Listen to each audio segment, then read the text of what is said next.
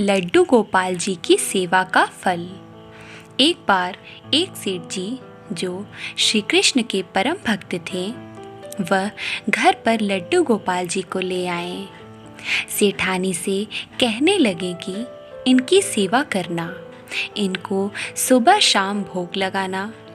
सेठानी को उनकी सेवा करना बहुत मुश्किल लगता था।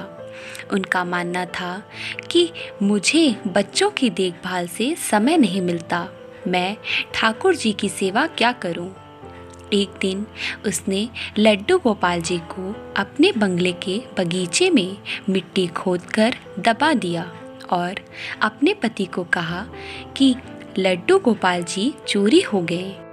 सेठ जी को बहुत दुख हुआ, लेकिन ठाकुर जी की इच्छा मानकर मन मारकर रह गए।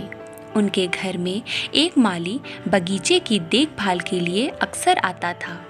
उसे बगीचे का वह भाग बहुत आकर्षित करता जहां सेठानी ने लड्डू गोपाल जी को दबाया था। एक दिन उसने उस जमीन के भाग को खोदा तो उसे वहां लड्डू गोपाल जी मिल गए। वह अब भाग भाग कर सेठानी जी के पास गया और उत्साहित होकर सेठानी को बताने लगा कि देखिए, मुझे बगीचे में से लड्डू गोपाल जी मिले हैं। सेठानी ने इसी समय उसे नौकरी से निकाल दिया और कहा कि अपने लड्डू गोपाल जी को भी लेते जाओ।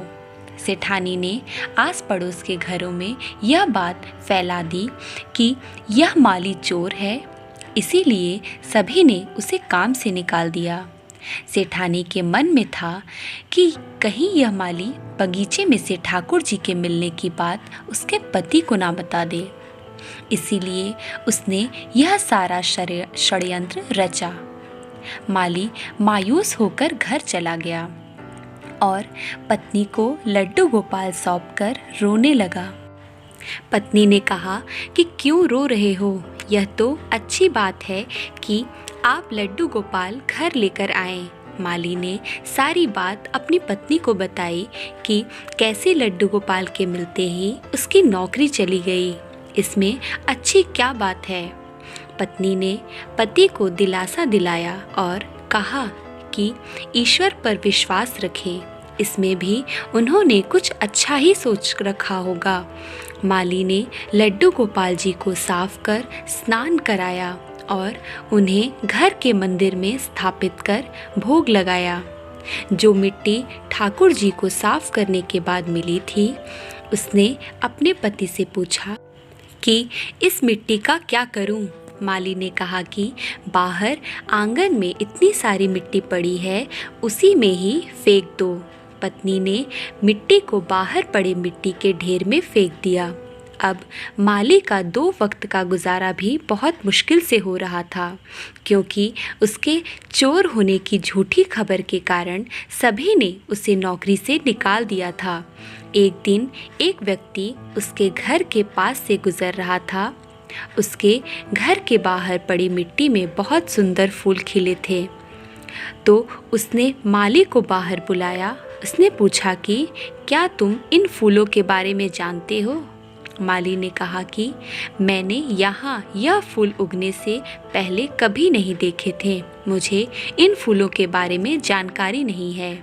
उस व्यक्ति ने बताया कि यह एक खास किस्म के फूल हैं, बाजार में यह फूल बहुत महंगे दाम पर बिकते हैं।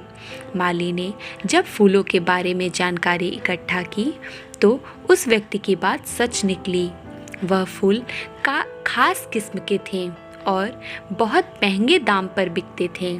जब उसने उन फूलों की खेती बड़े पैमाने पर करना शुरू कर दिया तो कुछ ही वर्षों में वह धनवान बन गया।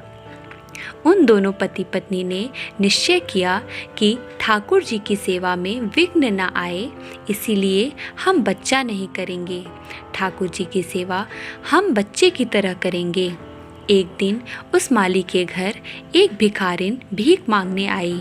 माली ने उसे पहचान लिया। माली ने कहा कि सेठानी जी, आप भीख क्यों मांग रही हैं? भिखारिन ने कहा कि मैं तुम्हें पहचान नहीं पाई।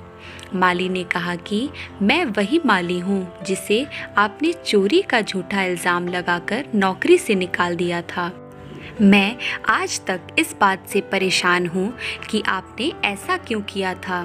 तब सेठानी ने कहा कि मेरे पति की मृत्यु हो गई है और जिन बच्चों की देखभाल करने के लिए मैंने ठाकुर जी को मिट्टी में दबाया था, उन्होंने मुझे घर से बाहर निकाल दिया।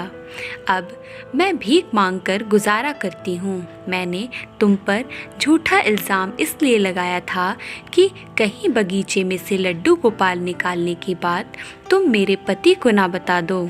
माली ने कहा कि आप परेशान ना हो, आपकी सेवा मैं करूँगा, क्योंकि कारण चाहे जो भी हो, लेकिन आपकी वजह से मुझे लड्डू गोपाल जी मिले और उन्होंने मेरा जीवन बदल दिया।